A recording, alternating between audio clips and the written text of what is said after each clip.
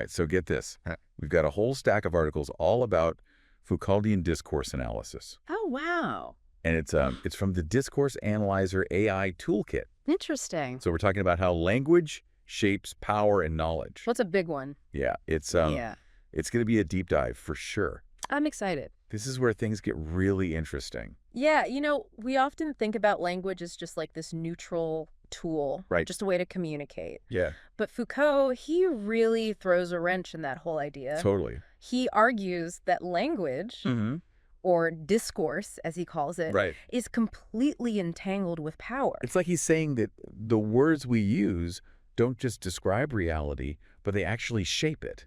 Exactly. And we're not just talking about like right. political speeches or propaganda here. You know, you've got articles on everything from sexuality to mental illness, right, medical practices. Yeah, it's all over the place. It's wild. It really is. It's what makes Foucault so relevant even today. Yeah. He gives us this whole new way of seeing how power operates. And oftentimes in ways that we don't even realize. So, okay, before we get too deep into this, let's just back up a sec. Sure. What exactly do we mean by discourse? Yeah. In this Foucauldian sense? Right. I mean, it's obviously more than just definitely chatting with your friends. For sure. Much more than that. Right. Think of it as a system of representation.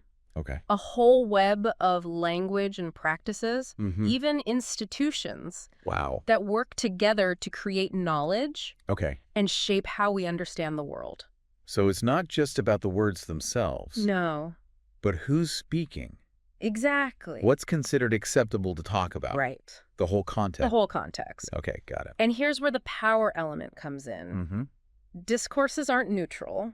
Right. They determine what we consider true, normal, even what's possible. Wow. Remember that article you sent about the history of psychiatry? Yeah. It perfectly illustrates this. Oh, yeah. The one that talked about how the very definition of madness has changed so drastically over time. Exactly. In the past, behaviors that we now consider mental illness were explained through religious or spiritual frameworks. Interesting. Then, as medical discourse gained dominance, these behaviors were reinterpreted as diseases. Wow. And that shift in discourse had huge implications for how people were treated. So it's like the discourse around mental illness literally created the category itself. It really did. That's a serious mind shift. It is. Wow. And it highlights how power and knowledge are intertwined. Foucault called this power knowledge. Okay. The idea that whoever controls the discourse controls reality, in a sense.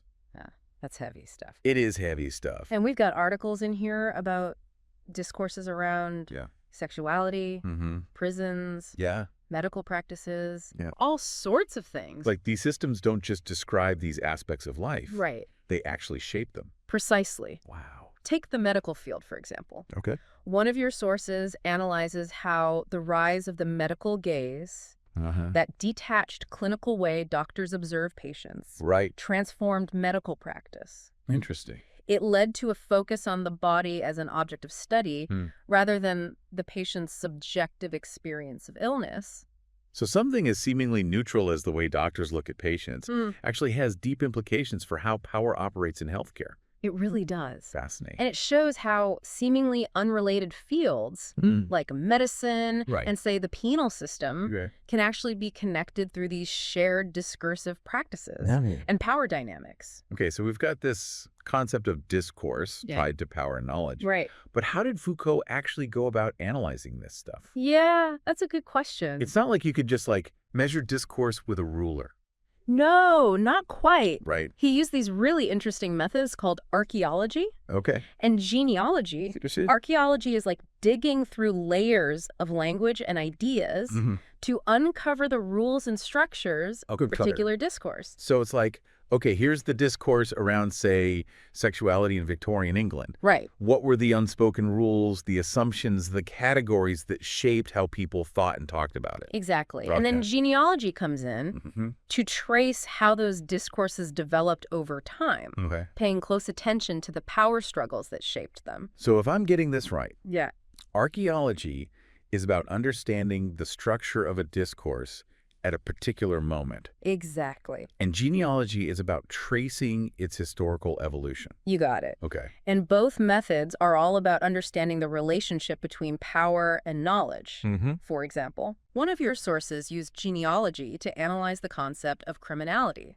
Interesting. It traced how the definition of what constitutes a criminal has changed dramatically over time. Wow. Reflecting shifting social anxieties and power structures. So he's saying that even our most basic categories for understanding the world are shaped by power. That's one of his key arguments. That's pretty profound. It is. Wow. And that's what makes his work so challenging, but also so insightful. It forces us to question the things we often take for granted. This is definitely making me think about the world in a whole new way. That's good. That's what we want.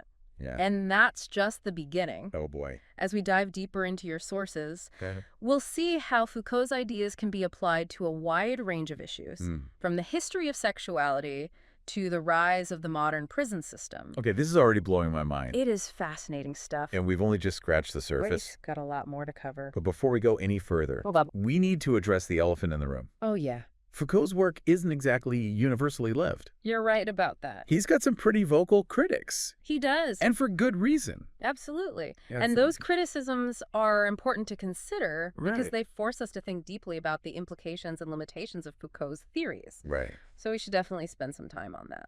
Yeah, let's do it. Okay. So yeah, picking up where we left off.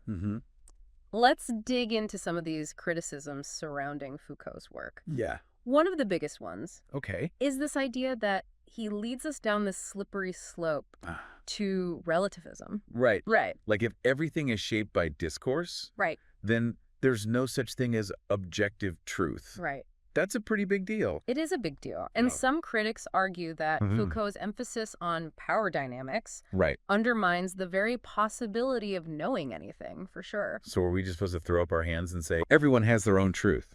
Right. That seems kind of chaotic. It does a bit. And not very helpful. Yeah, well, Foucault himself was actually Okay. very careful not to endorse a purely relativistic viewpoint. Right. He wasn't saying that all truth is relative, Okay. but rather that what we accept as truth is always filtered through these power structures. So it's more about understanding how certain versions of reality become dominant. Exactly. And who benefits from that. Right. He was more interested in the who behind the what, Yeah. who's pushing certain ideas Right. and why. Yeah. It's not about denying the possibility of truth altogether, but about understanding how it's constructed. Okay. And whose interests it serves. That makes a lot more sense. I think so. Yeah, it's like he's giving us a new set of lenses to see the world with. Exactly, a new perspective. One that helps us spot the hidden power dynamics at play. And those lenses can be pretty powerful. Yeah. Especially when we start applying them to specific issues. Right. Speaking of which, you sent over some fascinating case studies that Foucault used to illustrate his theories. Yeah. These were some of the most mind-blowing parts of the whole stack. I agree. Madness and civilization. Yeah. Discipline and punish. The history of sexuality. Big ones.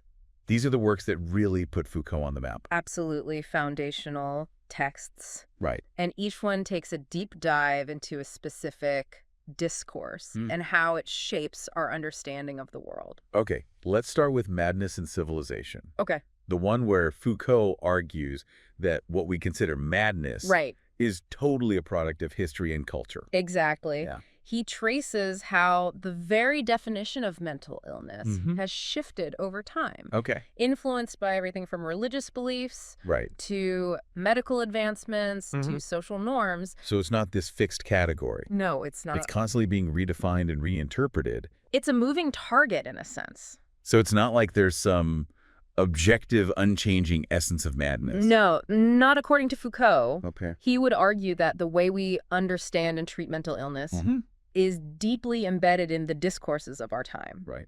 And those discourses can have a huge impact on people's lives for better or for worse. That's a really powerful point. It is. Yeah, it makes you wonder how our current understanding of mental illness might be shaped by forces we're not even aware of. And that's exactly what Foucault wants us to do. Right. To become more aware, more critical Okay. of the systems of knowledge that shape our lives. Okay, that's Madness and Civilization. Right. What about Discipline and Punish? Okay. This one always seemed kind of dark to me. Yeah, I can see why. All about prisons and power. It is a bit bleak, yeah, but also incredibly insightful in this work. Foucault traces the evolution of the prison system, arguing that it's not just about punishing criminals, but about controlling and disciplining entire populations. So it's not just about locking up bad guys. Right. It's about something bigger. It's about a system of social control. Right. He argues that the shift from public executions to imprisonment wasn't necessarily about being more humane. Right. It was about a change in how power operates in modern societies. So instead of these big dramatic displays of power, right, we get these more subtle, insidious forms of control. Exactly. It becomes much more diffused. Right. And the prison becomes this model for how power works in other institutions, like schools, hospitals, even the workplace. Right. It's about surveillance, discipline, and the internalization of norms. It's like he's saying we're all living in a panopticon of sorts. That's a great analogy. Right. Constantly aware of being watched and judged. Yeah. And that constant surveillance, even if it's just perceived, can have a powerful effect on our behavior. It's kind of the scary thought. Yeah, it can be a bit unsettling. But it also explains a lot about how social control works. It does. Okay, we've talked about madness and punishment, but we can't leave out the history of sexuality. Of course not a crucial one.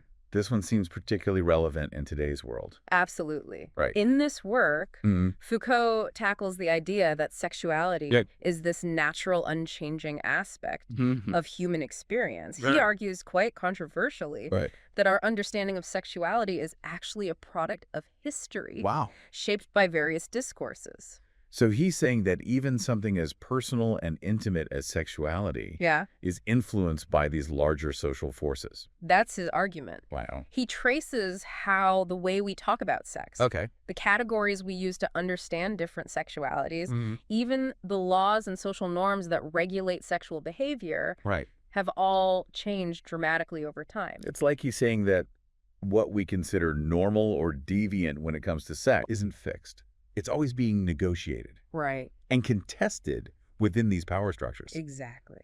Wow, this is heavy stuff. It is. Okay, so we've got madness and civilization, where Foucault shows how the very idea of mental illness is shaped by discourse. Right. Then there's discipline and punish, where he argues that prisons are less about punishment and more about social control. And finally, the history of sexuality, which challenges the notion that sexuality is purely natural and unchanging.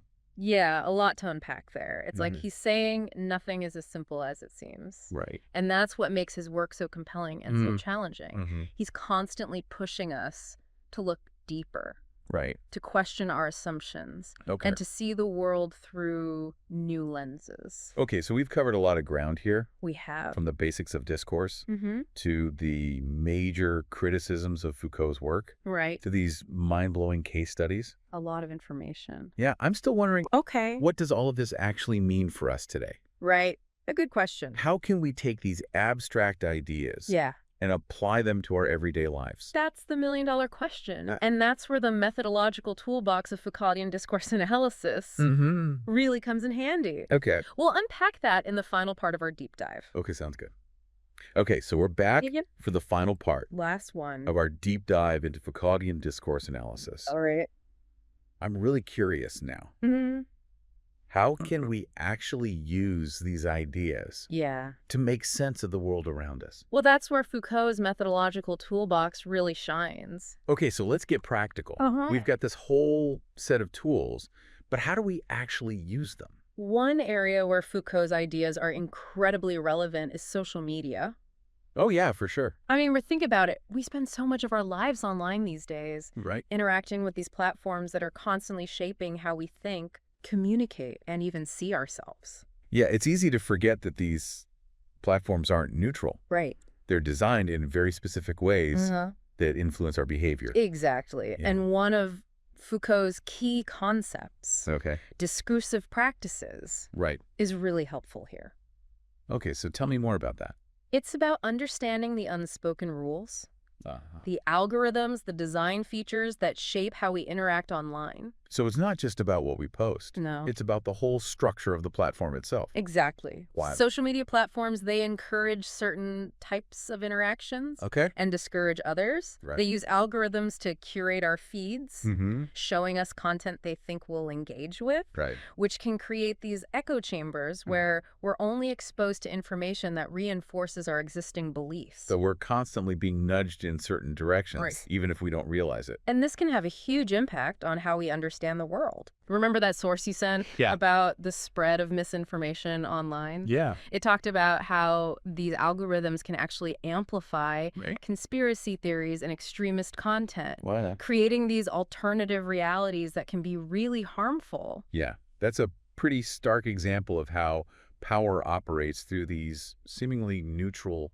platforms. It is. It highlights the importance of being aware of these discursive practices, of understanding how the design of these platforms shapes the information we consume and the interactions we have. So it's not just about being careful about what we post. No. It's about being critical of the whole system. Exactly. Okay, got it. And this critical awareness is essential for navigating the complexities of the digital world. Foucault gives us the tools to become more discerning consumers of information, more aware of the biases built into these platforms, and more resistant to manipulation. So we got social media. What about politics? Oh, yeah, another great example. I can see how Foucault's ideas might be relevant there. But how can we actually use them to make sense of, like, elections and political debates? Well, think about how much of politics is about controlling the narrative. About shaping how people perceive the world. Politicians and the media use language very strategically to frame issues, to demonize opponents, to appeal to voters' emotions. It's all about power and persuasion. Exactly. It's like that saying, whoever controls the language controls the masses. Exactly. And that's where Foucault's concept of power knowledge is so insightful. He helps us see that what we consider political truth is often the result of these power struggles, of different groups vying to control the narrative. So it's not just about the facts themselves. No. It's about who gets to decide which facts matter. Exactly. And how they're presented. Those decisions are never neutral. They're always informed by ideology, by self-interest, by the desire to maintain or gain power. One of your sources, the one about political polarization, talked about how this constant battle over truth has created this really toxic environment where it's almost impossible to have a productive conversation across ideological divides. It's like we're all trapped in these echo chambers. Yeah, a good way to put it. Talking past each other and just reinforcing our own biases. And Foucault helps us understand how we got here.